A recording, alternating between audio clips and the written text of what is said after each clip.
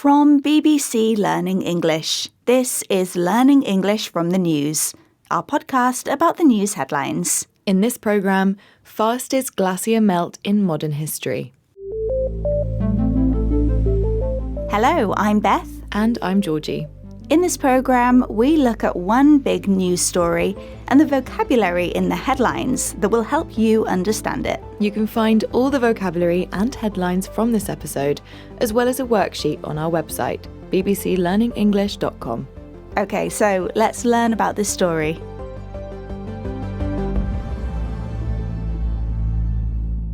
An Antarctic glacier named Hectoria shrunk by nearly 50% in just 2 months 3 years ago.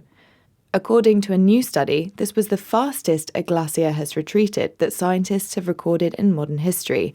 Retreated means melted and got smaller. Hectoria is a type of glacier which rests on the seabed and doesn't float.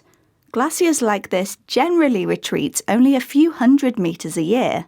But between November and December 2022, Hectoria retreated by 8 kilometres, according to the study. Scientists are concerned because if more glaciers like this shrink as quickly, there could be a much faster rise in sea level. And our first headline is about the glacier shrinking. This is from New Scientist, a scientific magazine. Antarctic glacier's alarming retreat is the fastest ever seen. And that headline again from New Scientist, a scientific magazine. Antarctic glacier's alarming retreat is the fastest ever seen. So this headline says the glacier is retreating. Again, that means melting and moving backwards, faster than ever before. We're looking at the word alarming. Is this related to alarm by any chance, Beth? It is, yeah. So, Georgie, if you think about a fire alarm or a burglar alarm, they warn you about danger. Now, the adjective alarming is used here, and it means that something is causing fear or serious worry. Yes, so in this headline, the glacier retreating is happening so quickly that scientists find it worrying or alarming. And alarming has this sense of danger and urgency, so it's often used in serious situations like this where there is concern. You might see a headline about an alarming rise in temperatures, or crime levels could be alarming if they keep increasing.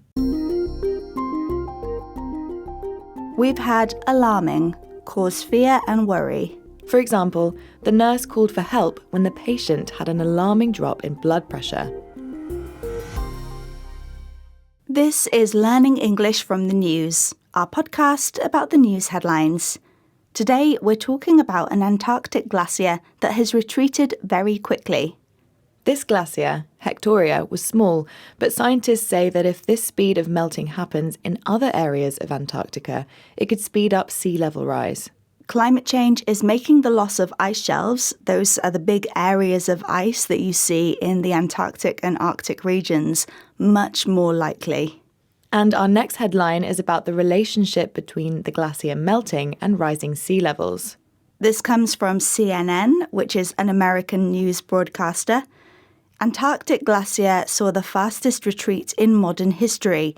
It could spell trouble for sea levels, report finds. And that headline again, Antarctic glacier saw the fastest retreat in modern history. It could spell trouble for sea levels, report finds. And that is from CNN in the United States. This headline is about what melting glaciers could mean for the planet. We're focusing on this phrase, spell trouble. Now, I can spell trouble, Trouble. Well done. You can, but Georgie, that is literal, and this headline is metaphorical. When something spells trouble, it means it will lead to problems in the future, so we use it to predict a negative result. So, in this story, scientists are warning that the glacier's very quick retreat could cause a rise in sea levels, which would be a very serious problem, especially for coastal areas. Exactly. Spell trouble is quite dramatic. It suggests there is danger or bad news coming. So, for example, falling sails could spell trouble for a shop. Yes, and we can change the word trouble to other nouns like disaster, change, or maybe the end of something. Spell in this context means to cause something to happen. Yes, so another example could be a new manager could spell change for the structure of a company. We've had spell trouble, cause trouble. For example, a new supermarket could spell trouble for smaller local shops. This is Learning English from the News, our podcast about the news headlines. Today we're talking about the fastest retreating glacier in modern history. Now, at first, scientists say there was no obvious cause as to why this glacier retreated so quickly. But researchers on this new study say they have now found out why it happened. It's a complicated scientific process that scientists say has never been seen in the modern world. Although other researchers have questioned the study's findings. Our next headline comes from an article about this. It's from BBC News. Antarctic glacier's rapid retreat sparks scientific whodunit. And that headline again from BBC News. Antarctic glacier's rapid retreat sparks scientific whodunit. Okay, so this headline describes how scientists have been trying to understand why the glacier melted so quickly. We're focusing on whodunit, and Georgie, this makes me think of a mystery. Well, Beth, that's where it comes from. Whodunit is an informal noun which comes from the question, who has done it? It's most commonly seen in crime or detective stories, where the question would be, who committed the crime? Okay, so why is it being used here? So in the headline, whodunit is a quote. The scientists described the investigation as a whodunit. It was used metaphorically to mean they are investigating the mystery of the glacier melting so quickly. And just like detectives, they're looking for clues by gathering evidence.